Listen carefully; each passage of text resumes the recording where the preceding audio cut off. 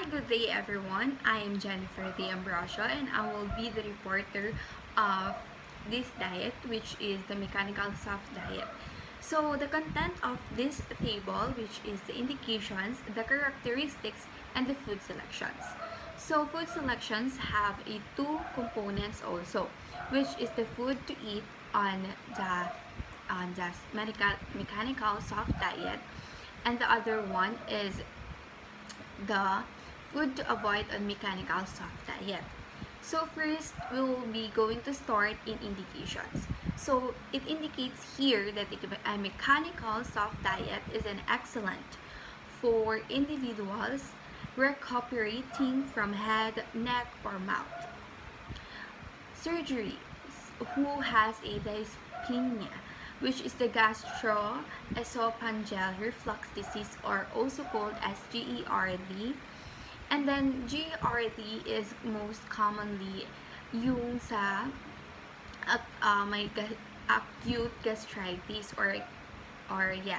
And then this is the which is yung chef complaint here is yung epigastric pain, like that, then which is located at the upper, the middle ng stomach, which is dun yung heartburn or yung tinatawag na GERD, which is yung mention ko kanina.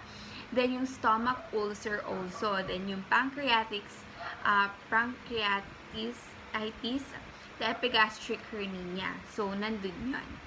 So it also indicates here na gastroesophageal reflux ngayon, which is yung esophageal stenosis or yung food tube constriction. Kasi once na meron kang sakit about dun sa may about stomach mo, mas nire-recommend dito na parang muna mga small or mga grind talaga, chop, hindi yung sobrang lalaking amount nung food yung intake mo, kasi nga galing ka pa sa surgery. So from non-food tapos magiging liquid food, that's soft food, and then yung mechanical na, so may process siya.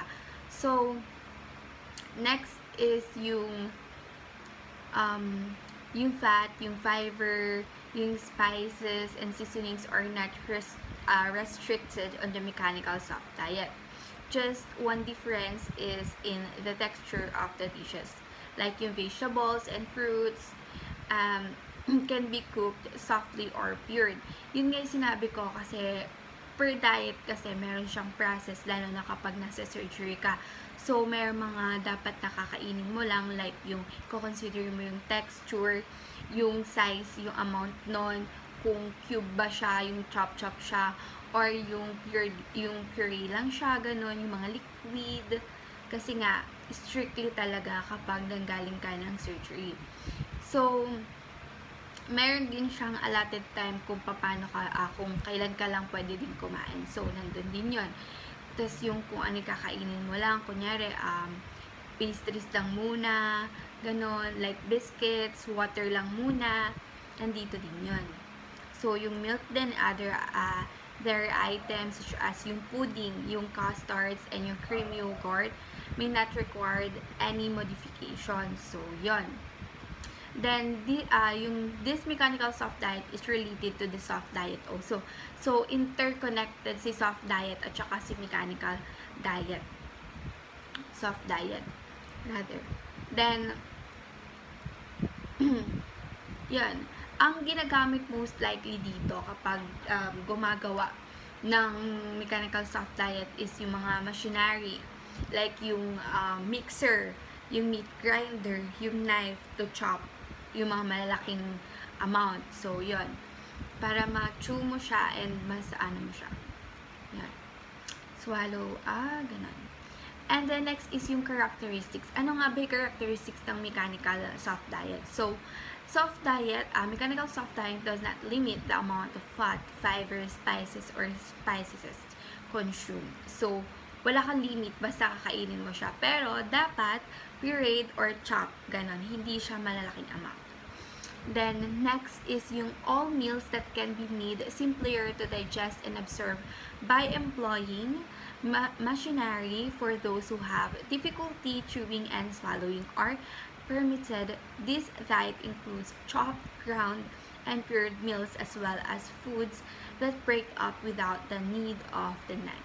So, yun nga, like what I've said earlier, dapat kasi china-chop siya or ginagrind siya, pinupuree siya para mas madali siyang ma-chew or maswallow ng patient or ng taong kakain. Then, food selection. So, ito yung mga food na pwedeng kainan. So, yung dairy, yung buttermilk, yung eggnog, yung simple and fruit flavor, yogurt, kasi healthy siya. So, evaporated and whipped cream and malts. Then next is every well chopped veggies, most importantly veggies such as yung carrots, yung peas, yung green beans, yung beets, yung butternut, or yung a corn squash and a waxed beans that have been soaked. So, nababad with a syrup or oil. Then, any cooked fruit but without peels. So, walang balat. So, tatanggalin mo yan. Blended or sliced into tiny bits. So, yan. Ibe-blend mo siya, like, yung parang smoothie ganon. Pwede siya. Tapos, then, if naman, kung ayaw mo ng smoothie, pwede mo siya ng slice, like, squares para small siya and madaling maswallow ng patient.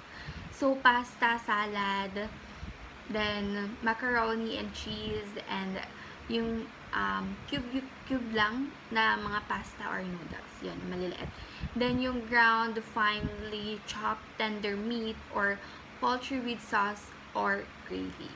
Yun, then soup with pureed or strained vegetables. Then kapag sa dessert naman, ice cream, that frozen yogurt, pudding, and custards. Yun. Then, yung pies. Kapag kakain naman ng pies without crust, kasi yung crust ng pies is, yung nasa gilid, is masyado siyang hard to eat kahit na pastry siya. So, mahihirapan yung patient o yung kakain to digest or to swallow yun or to chew, ganon.